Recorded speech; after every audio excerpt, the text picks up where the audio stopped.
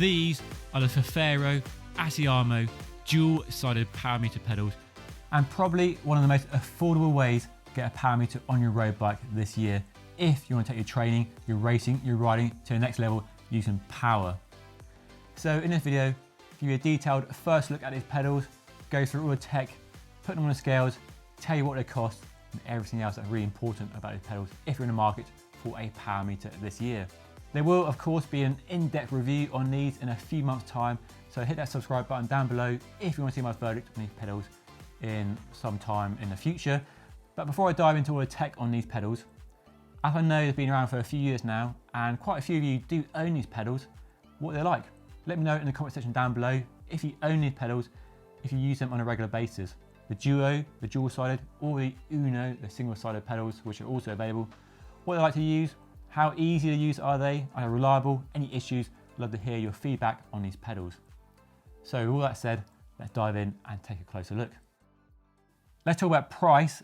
So these are a Duo, dual-sided power meter, left and right of course, and they retail for €569 or £699, while the Uno, a single-sided option, is €364 or £449.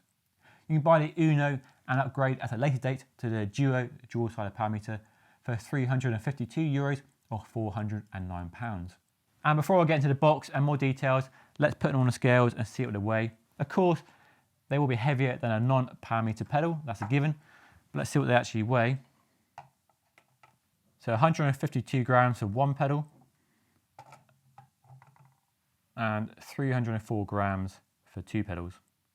So that is the price and weight dealt with. Put it to one side. And let's move on to some other aspects. So we have a Look Keo compatible platform, which uses a similar 3-bolt cleat to Shimano's SPD SL. Open up the box. So there's the box, pedals are already out. Lots of manuals. And here are the cleats, which are a familiar cleat to many of you. So the same as a Look Keo 3-bolt cleat, got the bolts and adapters in there. Very similar visually to a Shimano SPD SL, but of course not compatible with each other. If you already use Look Keo, you'll be fine with these. If you're using Shimano SPD SL and you're not willing to make the change, then it may be an issue. Now personally, I can switch between Look and Shimano, no issues at all. I find them very, very similar.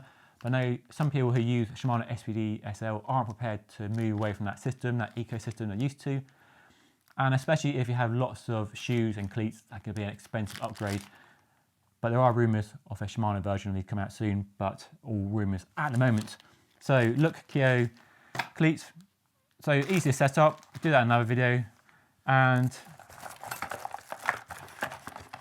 you get an Allen key in there. So we have an 8mm Allen key on the end. You get an Allen key included. How nice is that? That's a really nice bit of attention to detail. I like that. And the battery charging cables and some washers to fit them to the cranks and Euro and US plug adapters. And that's all the contents in the box. Put it to one side. So let's deal with this. This is a really cool feature. So all the electronics, all the power meter technology is within that pod there. So 8mm thread, got a blinking LED to let you know about battery life and the connectors for USB charging, which we'll talk about in a moment. So all the power meter technology is in there, which does create quite a chunky looking section of the body there, but that has several benefits. So we have more ground clearance from the pedal body compared to say a power tap, which has a chunky body with a battery underneath. We have a low stack height on these. We have a narrow Q factor of 54.5. And also the other benefit is if you crash and you damage the pedal body, you don't write off the pedal. You can buy replacements. So if you crash, you can replace the body, bolt it on, and then carry on going. That's a really cool benefit. Not going to write off the whole pedal in a crash. We have adjustable cleat retention, so you can adjust the spring tension on there. So lots of adjustments. And a metal plate on there for a bit more durability and easier clip-in engagement. So that's all that.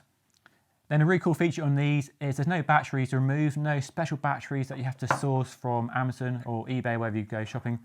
Instead, it's a rechargeable USB, and you get a cable for each, and you get a USB charging adapter for the mains. That goes in there, and then simply plug them onto there, and hey presto, you're ready to go. So that is really easy. Now for runtime, they claim 50 hours, which is good but not amazing. Those giant Power Pro cranks I showed you last week were 100 hours. These are 50 hours, so half that. Must have quite a small battery in there. When you get the low battery warning, you've got 8 hours before they go flat, so plenty of warning. They won't suddenly go flat on you during your ride or race. And given how easy to charge up they are, 50 hours seems fairly reasonable really, but real world testing will determine whether it's good or bad, but that's what it is. Now let's talk about power and watts, because that's what's really important with a power meter technology, and how do they measure power and how they deliver the watts to your computer. So of course the Ant Plus and Bluetooth compatible, so Garmin's, Wahoo's and others on the market. The company has its own app where you can update the firmware and get the battery life indication as well, so really easy to use.